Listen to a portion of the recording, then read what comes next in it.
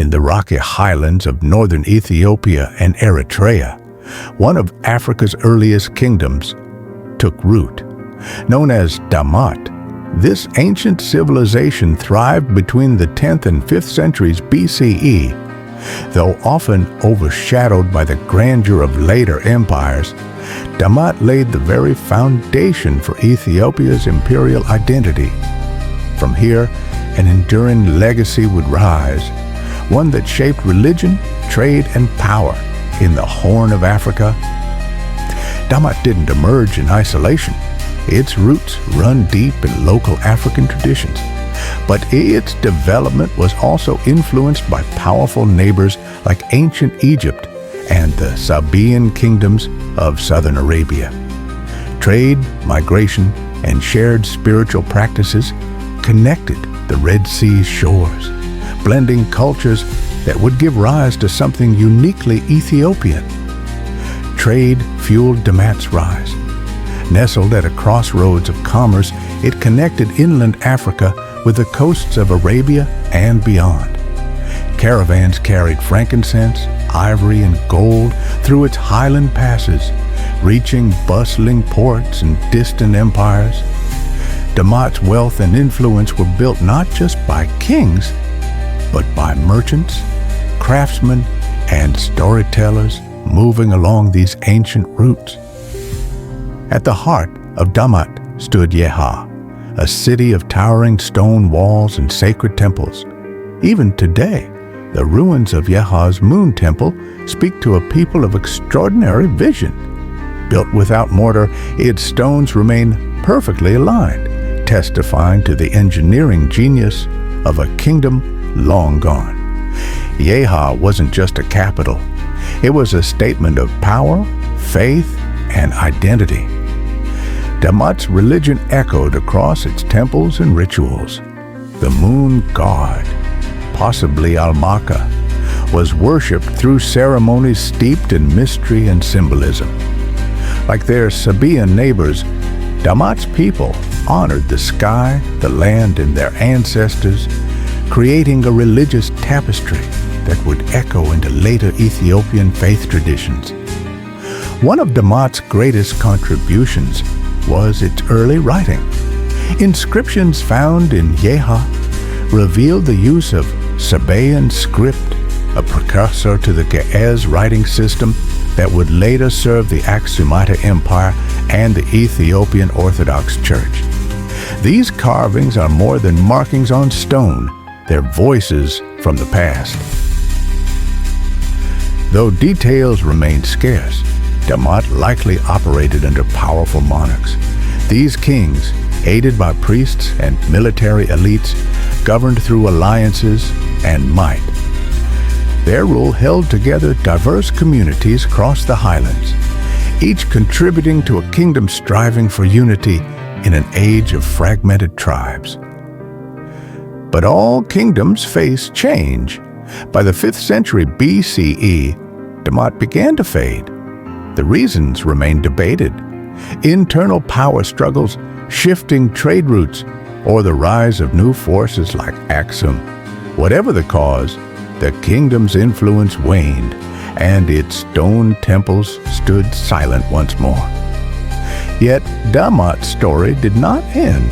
Its innovations in architecture, writing, and religion passed into the hands of the Aksumite kingdom, which rose to dominate the region for centuries. The legacy of Damat lives on not only in Ethiopia's ancient cities, but in its language, culture, and resilience. Damat was not merely a lost civilization, it was the beginning of an identity, a people rooted in mountains and moonlight, in trade and tradition, in power and perseverance. From the stones of Yeha to the highlands of today, Damat still whispers through the valleys of Ethiopia. It was the origin of kingdom.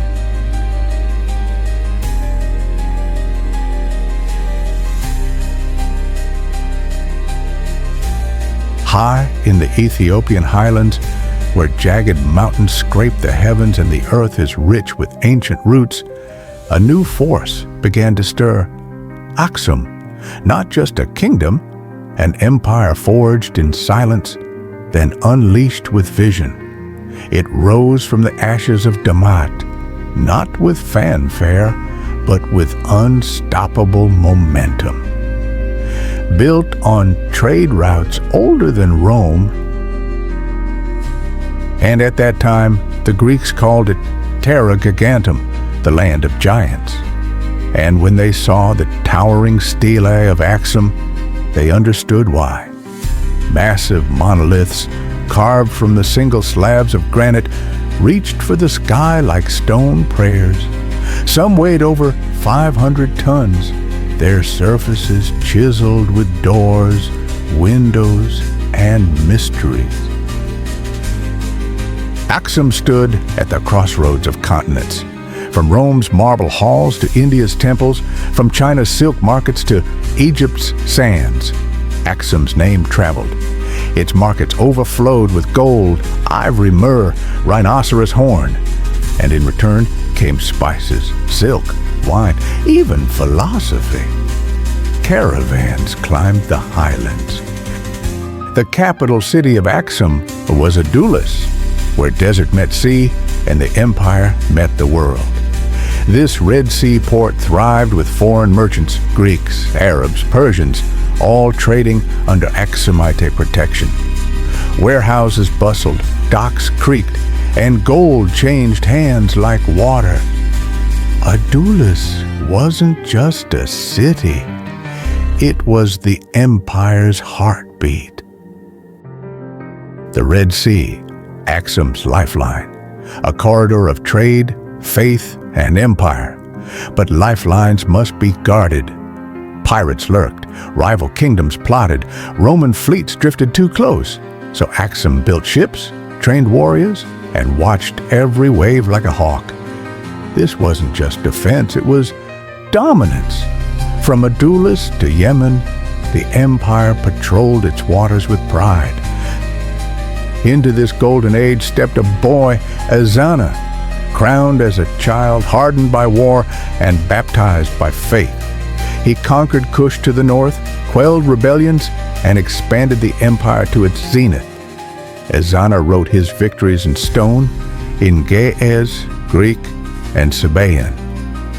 He wasn't just a king, he was a legend forged in fire and sealed with scripture.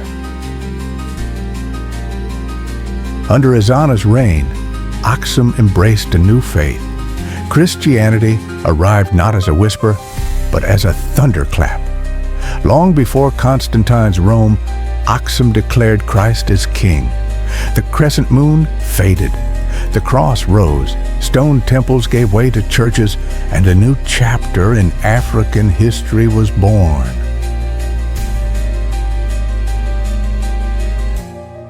His name was Frumentius.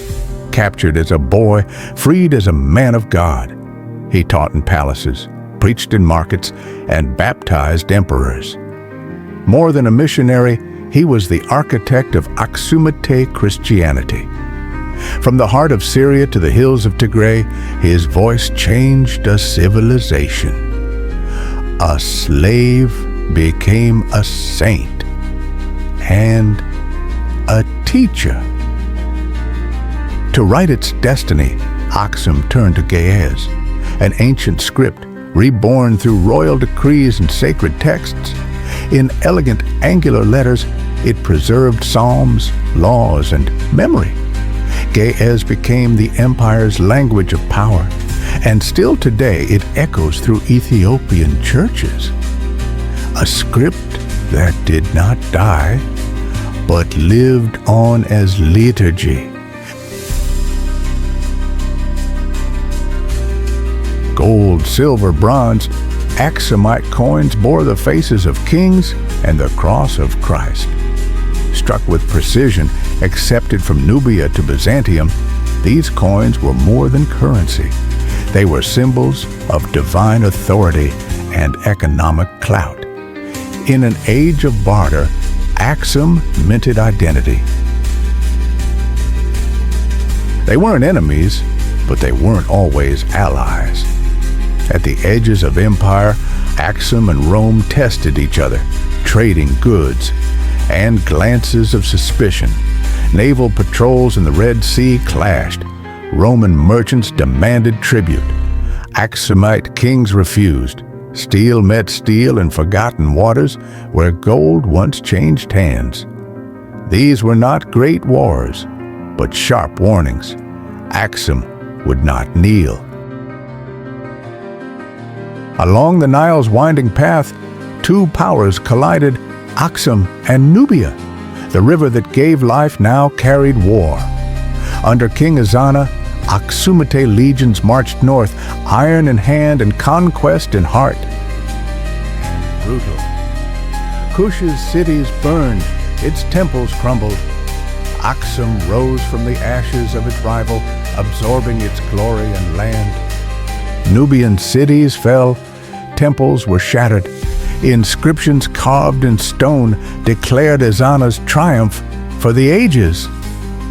But this was more than war. It was a message that Aksum had risen, that it would not be ignored. The Nile wept for the fallen and carried Aksum's name down to the sea.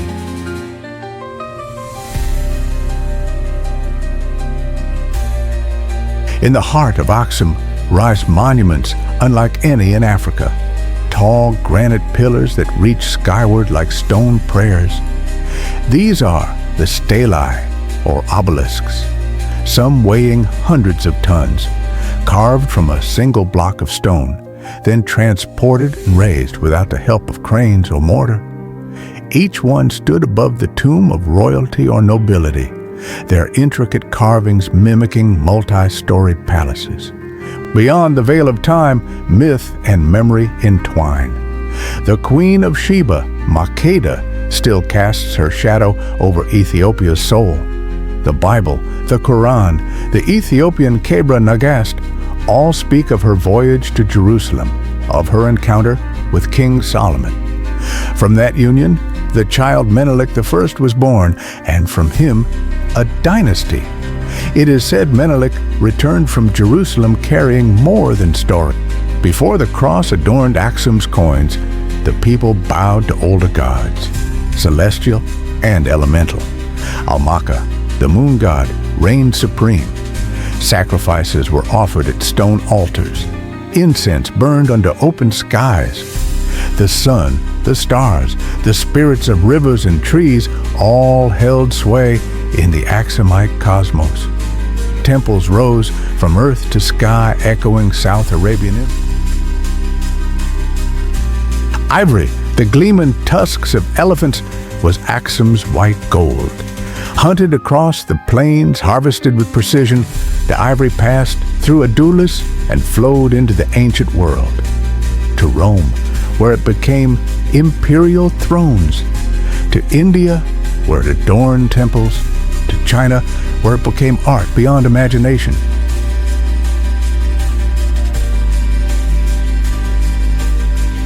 With no steel beams, no cranes, no concrete, the Aksumites built cities that defy time. They quarried massive stone blocks, sometimes weighing over 500 tons. They aligned walls with mathematical precision. They raised obelisks, erected multi-level palaces, and engineered underground tombs with draining systems, some of which still function today. Across the Red Sea, Arabia watched the mountains of Aksum with unease. Aksum ships cut across waters like blades. Its armies, disciplined, tested, stood ready. Its economy eclipsed kingdoms on both coasts. Arabian traders feared its dominance. Rulers whispered of a shadow stretching across the sea. Aksum was not content with watching. It was moving. In the 6th century, the empire struck. Aksumite forces crossed the Red Sea in a bold campaign, answering pleas from Christian allies in Yemen. They marched through the Sabaean highlands, conquering cities and toppling the Himyarite kingdom. At its height, Aksum controlled land on 2 continents, an African empire with Arabian breadth. Then came a new faith, Islam. It spread swiftly across Arabia and beyond, reshaping politics, trade, and power. Aksum, once central to Red Sea commerce, found itself sidelined. But the empire did not resist with swords. Instead, it offered sanctuary. When the Prophet Muhammad's followers fled persecution in Mecca, they found safety in Aksum. The Himyarite kingdom of southern Arabia had turned against its Christian population. Cry for help reached the highlands of Aksum, and the emperor, Caleb, answered. With sails full and swords drawn, the Aksumite fleet surged across the Red Sea. They marched through the Sabaean mountains, confronting King Nuwas, a ruler driven by fire and vengeance. The battle was swift and brutal. Aksum's forces crushed the Himyarite resistance. Not all threats to Aksum came from beyond its borders. Deep within, governors defied the crown. Provinces withheld tribute, and whispers of rebellion echoed through stone halls. In Adulis, merchants revolted over trade control. In the highlands, famine bred fury. Even within the royal court, betrayal flowed like poison in goblets. One queen raised arms in the mountains. There was no fiery collapse, no final battle, just silence. By the 8th century, Adulis lay abandoned. Trade dried up. The capital shifted inland, seeking refuge in the northern highlands. Temples crumbled, obelisks toppled, but the people remained. The light dimmed, but never died. Aksum did not vanish. It receded into legend, into faith. Aksum is gone, but never forgotten. Its Christianity still lives unchanged, unbroken in the Ethiopian Orthodox Church. Its Ge'ez script still adorns sacred texts, sung in ancient chants. Its stelae still pierce the sky, watching over the land, and its bloodline, it pulses in every legend of kings, every story of Sheba and Solomon. Aksum did not die. It transformed.